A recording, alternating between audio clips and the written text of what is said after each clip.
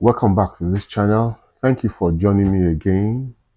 It's my privilege to be with you again as we continue on this journey of discovery.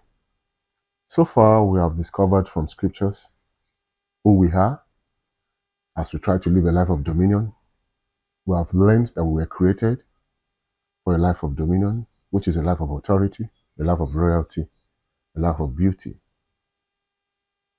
In the last edition, we were able to understand that we're not just created, we're also redeemed. We have made to understand that by virtue of the plots of the enemy, man, you and I, lost our authority to reign to the enemy. But God, in His utmost wisdom, restored that authority to us by new birth. We emphasize the fact that new birth is a must. It's a must. We must be born again if we must access that truth or access that life of dominion, that life of authority, that life of beauty and royalty that He has ordained for us. We also were able to understand that we are redeemed. Redemption empowers us back to that life of beauty. We looked at that closely at Revelation chapter 5, verse 9 and verse 10. That He has brought us from all nations.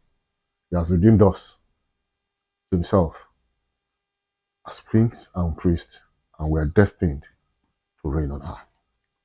Today, we're going to be looking closely at what and how He has equipped us with to live this life of dominion that He has ordained for us. Closely, we'll be looking at it from the perspective of the manufacturer-product relationship. Every genuine manufacturer backs up his product with a manual. The intent of the manual is so that the end user would have access to the manual to get the best out of the product. There is no way to achieve what the manufacturer have in mind if you don't access the manual.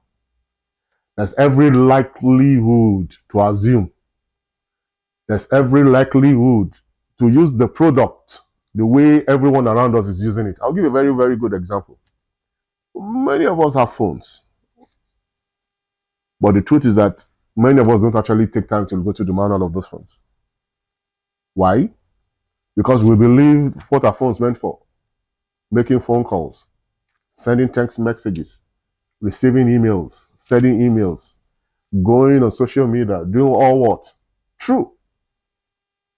But the fact is that we limit those phones to general use if we don't consult the manual of the manufacturer.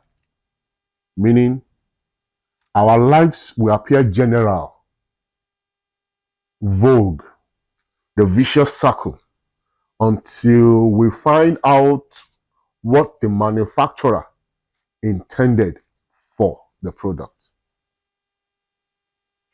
Someone is wondering, how does that affect me? How do I affect that? How do I relate that with my life? Very simple.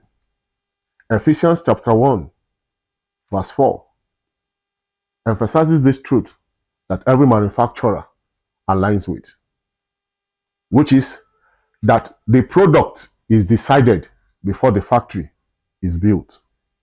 Actually, what is to be produced is what is determined first before the type of factory that will be needed is determined.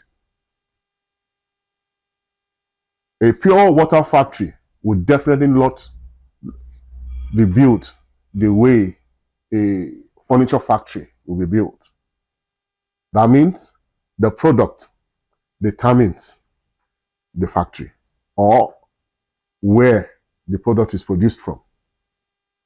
The same is emphasized in Ephesians chapter 1 verse 4. That makes us understand that you and I existed before the foundation of the earth. That He knew us and He conceived us before the foundation of the earth.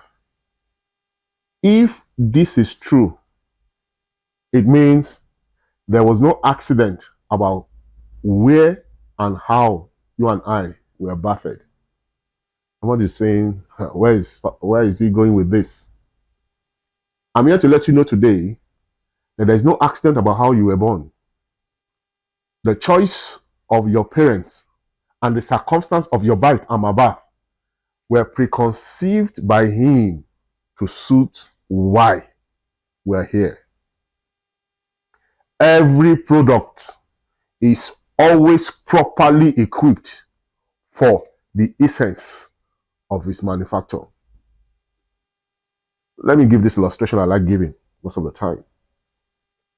A wristwatch and a clock, both manufactured, designed to tell time, but they are not equipped the same way. Why? The wristwatch is designed to tell time to a person at a time. So, its features are such that it has a strap to use in strapping around the wrist of the one who wants to know the time. The face of the clock or the watch is minimal, sufficient enough to provide the user access to the time that he or she is looking at. However, a clock, also a time-telling device, has different features because the intent of a clock is to tell time to a larger number of people. So, every product genuinely is equipped for its intent, and what it's equipped with or for are determined by the features. Therefore, the clock is given a bigger and broader face so that it can tell time to a larger number of people wherever they are within the vicinity of the clock. That's why the wristwatch can never wake up and say, listen, I want to compare myself to the clock, because the clock is a time-telling device. I'm also a time-telling device. I want to hang on the wall because the clock is on the wall.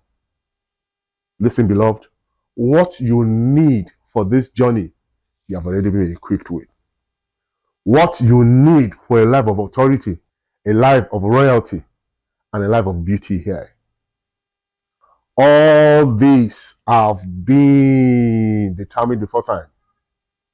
In Jeremiah chapter 1 and verse 5, Jeremiah was told by the Lord that before you were brought forth, I knew you, and I ordained you a prophet. The word that was used there is the word before I formed you in the womb. To form is to give shape to. What was God telling Jeremiah in Jeremiah 1:5? Now listen, what you need for this journey of royalty, of beauty, I have already equipped you with even when you were in the womb of your mother. That womb was consciously picked. That womb was properly equipped to provide you with all that you need on this journey. I have good news for you, sir. I have good news for you, man. It doesn't matter the circumstances of your life, long before now, or even your birth. I have good news for you. Your life is on course. Nothing has happened to you or come your way by accident. Everything that has happened or come your way, God permitted it because He wanted to use it for your glory. In Ephesians chapter 1 verse 4, we're made to understand that He permits or He allows anything as long as it aligns with His intention. The reason anything was permitted by God to happen the way it happened, because God had a plan to use it for your glory. Remember, what were we saying today? That you have been equipped for this journey. Every circumstance of your life, how you were born, where you were born, and what you have gone through from the time of birth to now, I'm happy to say, was permitted by God because He was using it to equip you for where you are going. I always say humorously, ask Jesus when we eventually get to see Him. Why was He not born into the house of farmers? Why was He not born into a house of fishermen? Why the house of a carpenter? Listen, beloved. Where Jesus was going, nail wood and armor were going to play a very important part in his fulfillment of his glory, his beauty, and his royalty. Therefore, he needed to be born into the hands of a carpenter, where he will have been introduced to the nail, to the wood, and to the hammer, which were going to be a very significant part of the fulfillment of his journey. Sama, there is no mistake about your life. It might appear to have been negative. Listen, God is still working, and God has used all those circumstances to prepare you for where you are going. If the cross was his destination, where he will fulfill destiny and his glory would come, Jesus needed to be brought up in the house of a carpenter, where as a young carpenter boy, he would have been trained on how to use the wood. And as a young carpenter boy, many times while using the nail, the wood, and the hammer, he will have missed many times and will have hurt himself. Little did he know that all this was to prepare him for the cross. I'm happy to say today you have been equipped for your journey. All the circumstances of your life have been put together by God to prepare you for this journey. I'm excited to let you know, sir.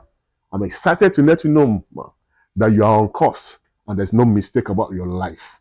You are here to fulfill a life of dominion, and that life of dominion you will fulfill. Let's look forward again to see what God will have us discuss further as we take a close today. But don't forget our take home. You and I are equipped for this journey already. All we have gone through, God permitted because He wanted to prepare us and equip us for the journey. God bless you. See you again soon.